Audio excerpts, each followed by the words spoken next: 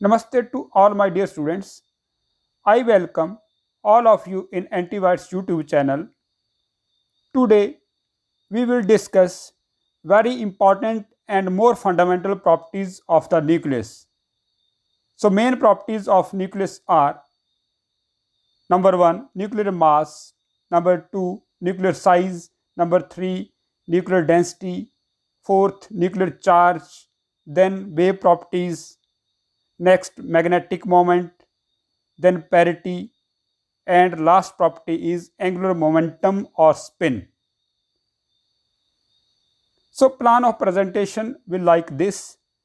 First of all, we will discuss nucleus size, shape of nucleus, electric quadrupole moment, nuclear mass, then parity, nuclear density, statistics, and finally nuclear spin.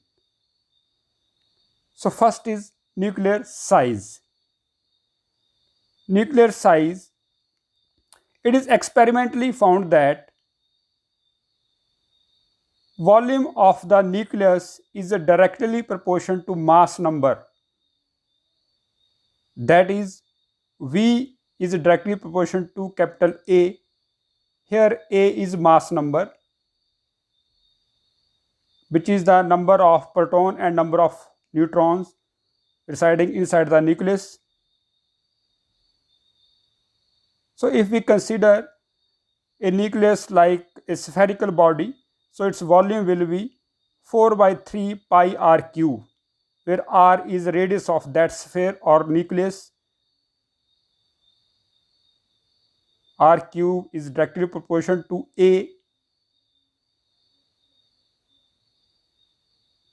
and finally R is equal to R naught A raised to power 1 by 3, where R naught is constant of proportionality whose value varies between 1.2 to 1.6 Fermi, and 1 Fermi is equal to 10 raised to power 15 meter. This thing we have to remember, 1 Fermi is equal to 10 raised to power minus 15 meter. So the size of the nucleus, that is radius of the nucleus, is of the order of 10 raised to power minus 15 meter. We have discussed earlier a comparative scale of different objects. This scale is in meter, and we can see that our universe is of the order of 10 raised to power 27, our Milky Way 10 raised to power 21, our solar system 10 raised to power 11, then a ball or human being is of the order of 1, red blood cell 10 raised to power minus 6, atomic size is 10 raised to power minus 10 meter, which is 1 angstrom, and finally the size of nucleus is 10 raised to power minus 15 meter, which is equal to 1 Fermi. So we can see that a nucleus is a very small entity in our universe. Next property is shape of the nucleus. We can imagine different shapes of the nucleus.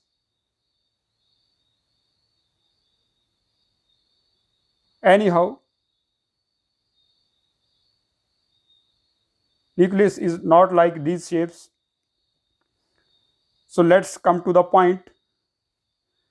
For practical considerations, the nucleus is taken as a spherical body. This is true for symmetrical charge distribution. What is symmetrical charge distribution? The center of mass and center of charge coincides with each other. Therefore, distance of separation between these center of mass and center of charge is 0. Therefore, electric dipole moment comes out to be 0. And for practical purposes, the shape of nucleus is taken as a sphere.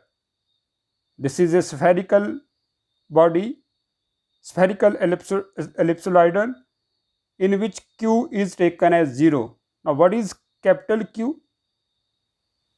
Capital Q is quadrupole moment, and what is its significance? The deviation from spherical charge distribution is measured by quadrupole moment, which measure the deviation of a nucleus from the spherical symmetry. So quadrupole moment just gives the deviation of a nucleus from the spherical symmetry. It arises only when protons are placed non-symmetrically about the origin of the nucleus. So there are two another shapes which are decided by the value of capital Q. If Q comes out to be positive, then shape of the nucleus will be prolate ellipsoidal, and if Q the value of Q comes out to be negative, then its shape will be oblate ellipsoidal. So Q just gives the deviation from the spherical symmetry. If Q is 0, then that nucleus is sphere that has a spherical symmetry. Now what is electric quadrupole moment? Let's discuss it further. Consider a nucleus having an ellipsoid of revolution with diameter 2b along the symmetry axis and 2a at right angle to this symmetrical axis. So we have taken two axes, one is 2b along the symmetry axis and another is 2a which is at right angle to it, and this is calculated value of Q quadrupole moment. This is equal to 2z divided by 5 into b square minus a square, where z is atomic number. Now the value of b and a will decide the sign of capital Q.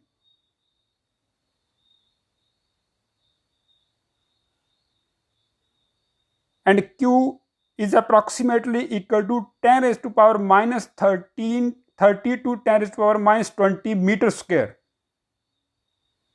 So you have to note it that the dimension of or unit of Q is same as that of area, meter square.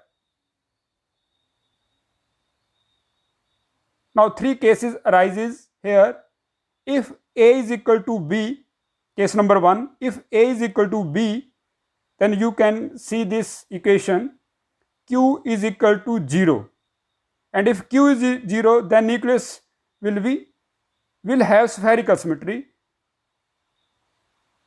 It will like this, 2A is equal to 2B.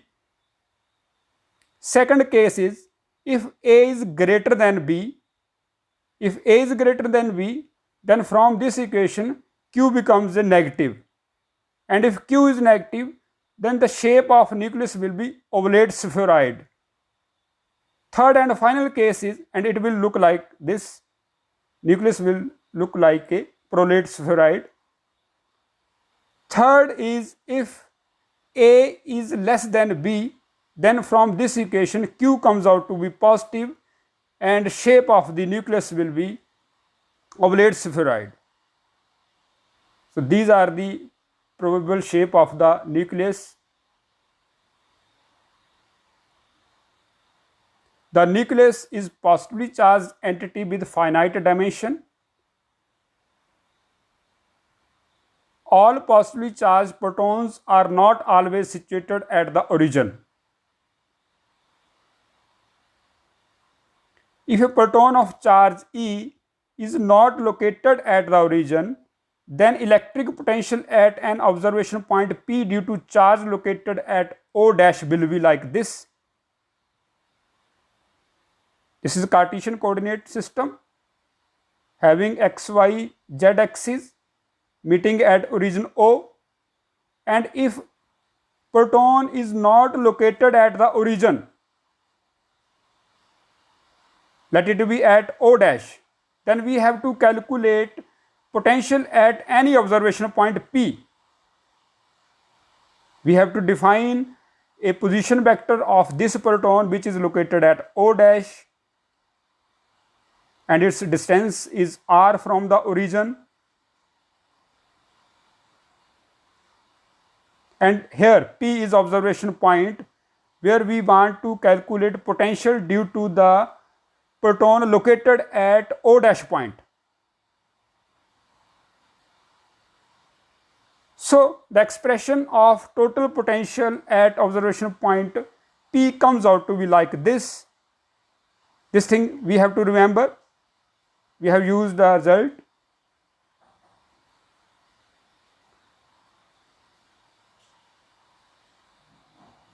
In this expression, ER, product of charge and distance, product of charge and length, this is called electric dipole moment. Second term is ER square, product of charge, R square is area, and this ER square is called quadrupole moment.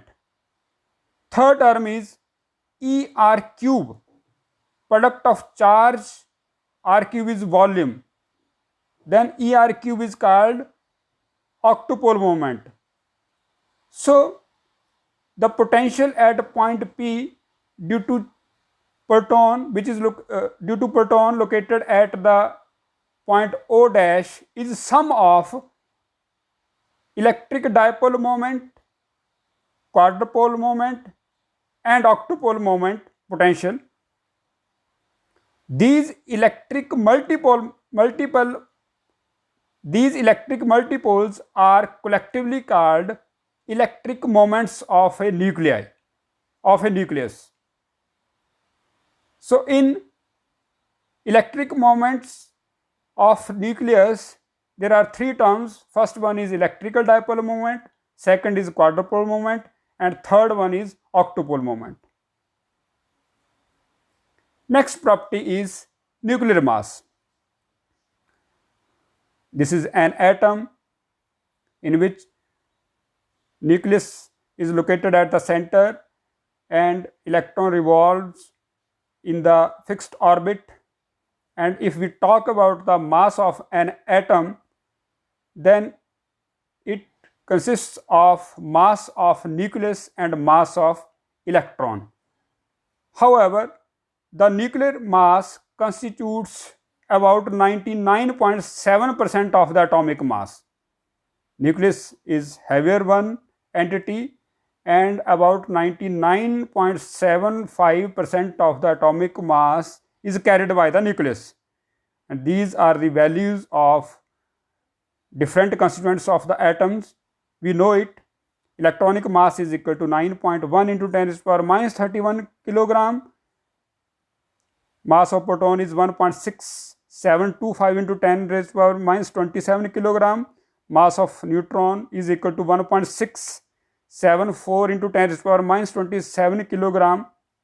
So we can derive a relationship between different masses, that is mass of proton is approximately equal to 1836 times mass of electron and mass of neutron is 1839 times electronic mass. So neutron is the heaviest entity in an atom.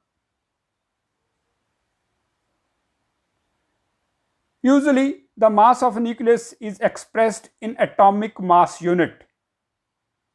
I am repeating it again. The mass of a nucleus is expressed in atomic mass unit, which is usually written as AMU. And we have to define this term. One atomic mass unit is equal to 1/12 the mass of one carbon atom. This definition you have to remember.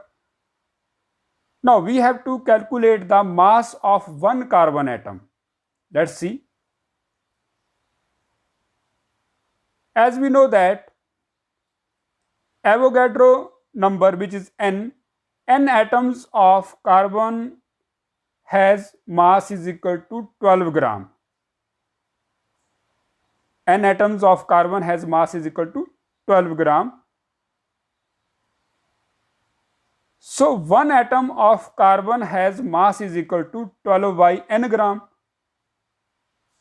And if we apply the definition of one atomic mass unit, which is equal to 1/12 the mass of one carbon atom, so we have calculated the mass of one carbon atom, which comes out to be 12 by n gram. So 1 atomic mass unit is equal to 1 by 12 into 12 by n gram. So we are left with 1 by n gram. And what is n? N is Avogadro number. We know its value is equal to 6.023 into 10 raised to the power 23. This is Avogadro number.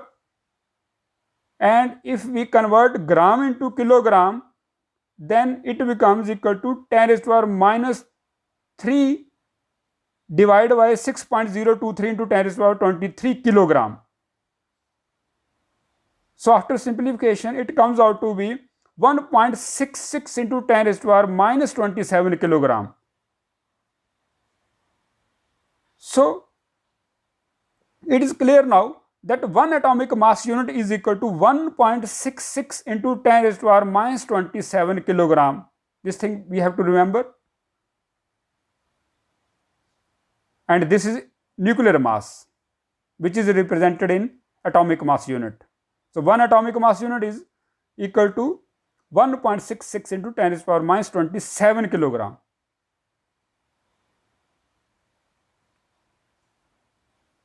And in terms of atomic mass unit, the mass of proton comes out to be 1.00727766 atomic mass unit. This is mass of proton.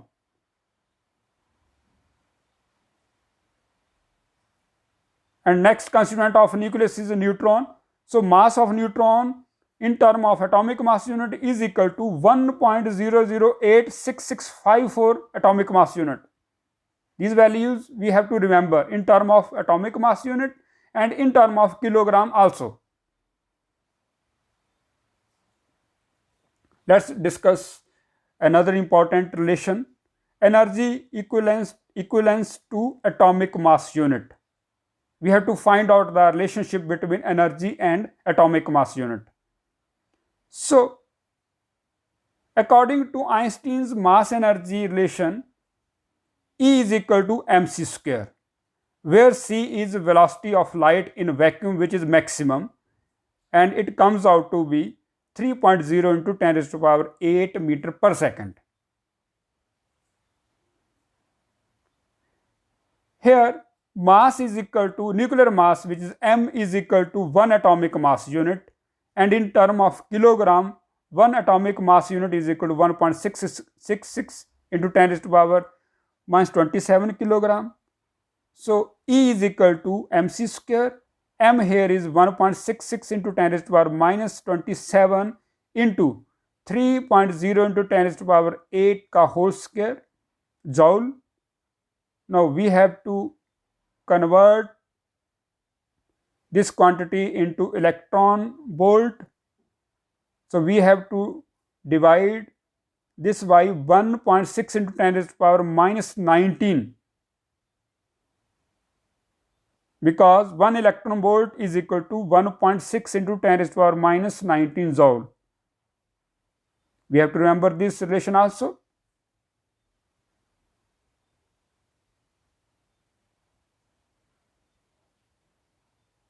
Further, electron volt unit can be converted into mega electron volt by this relation 1 MeV is equal to 10 raised to the power 6 eV. So ultimately energy comes out to be 931.25 mega electron volt. So we can say that 1 atomic mass unit is approximately equal to 931 mega electron volt. Next important property is parity. This is new thing for you.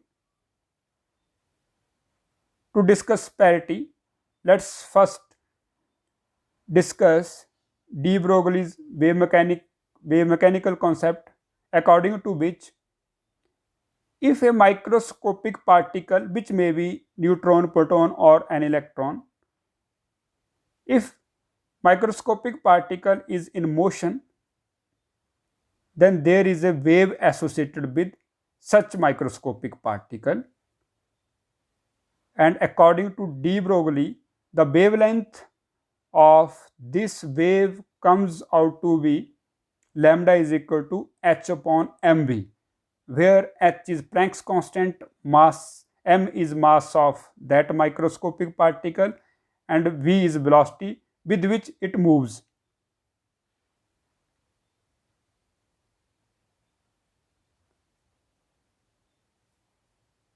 And wave function, which is taken as psi, which is also function of space coordinates and time coordinate. Space coordinates here are xyz and time coordinate is t. So wave function psi reveals the behavior of particle at given spatial coordinates and time coordinate. So behavior of the particle is revealed by wave function.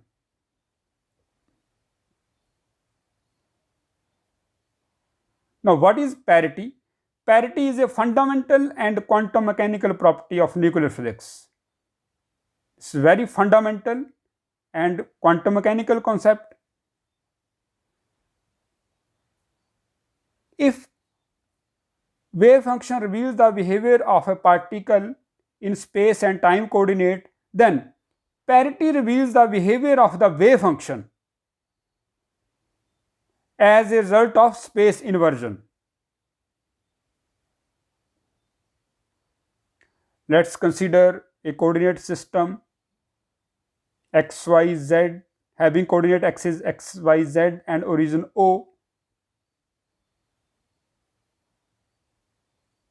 Suppose a nucleus is located at point P having space coordinate x, y and z. Now what is space inversion?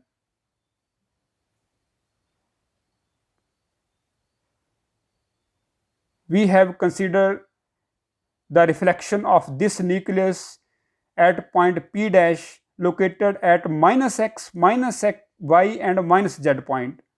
So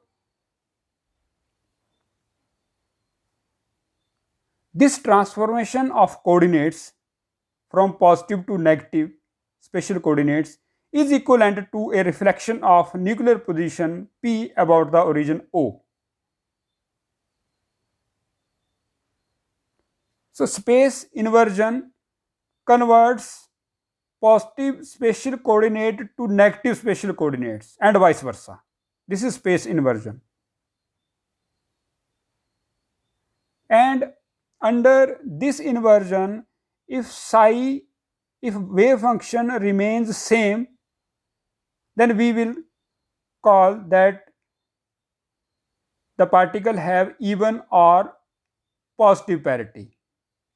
But if under space inversion, the sign of wave function changes, that is psi x, y, z becomes equal to minus psi into minus psi minus x minus y minus z, then it have odd or negative parity. So what is parity? Parity can be written as psi x y z is equal to p and other space inverted coordinates. So p, capital P is either plus or minus. If it is plus, then even or plus parity. If it is negative, then odd or negative parity.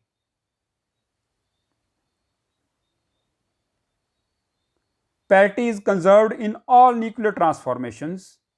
It is always conserved, and parity depends on orbital quantum number, which is small l. P is equal to minus 1 raised to power L. If P is plus 1, then parity is even or positive, and electron, proton, neutron and muon always have a positive or even parity. We have to remember this. And if P is negative, parity is odd or negative, and pi meson have always negative or odd parity.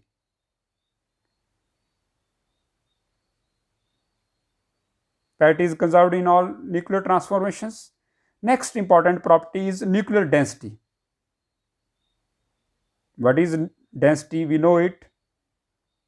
Nuclear density is the mass per unit volume of the nucleus. Mass per unit volume of the nucleus. is denoted by rho, which is equal to mass of the nucleus divided by volume of the nucleus. Now, what is mass of the nucleus? Mass of one nucleon into number of nucleons divided by volume of nucleus, and we know that mass of one nucleon is equal to 1 atomic mass unit, which is equal to 1.66 into 10 raised to power minus 27 kilogram.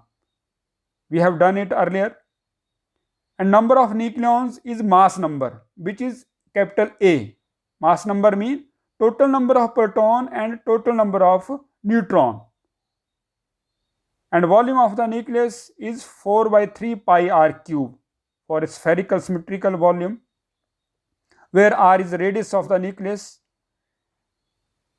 We know that r is equal to r naught a raised to power 1 by 3. We have done it in second or third slide.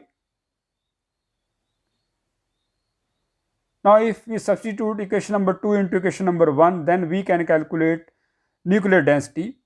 So, nuclear density comes out to be 2.9 into 10 to the power 17 kilogram per meter cube. So, the order of nuclear density is 10 raised to the power 17 kilogram per meter cube, and it is constant quantity. We can see it in this expression that nuclear density is always constant.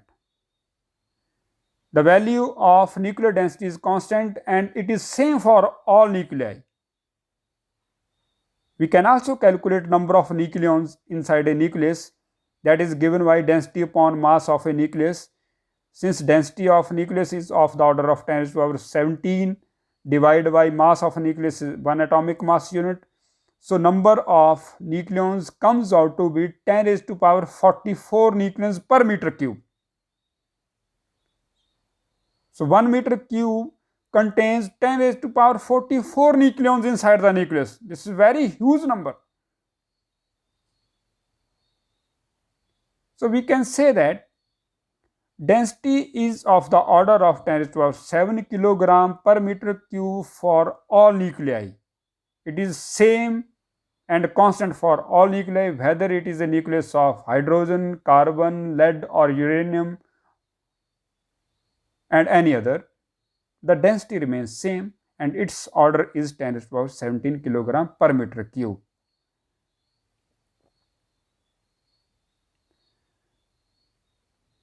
Next is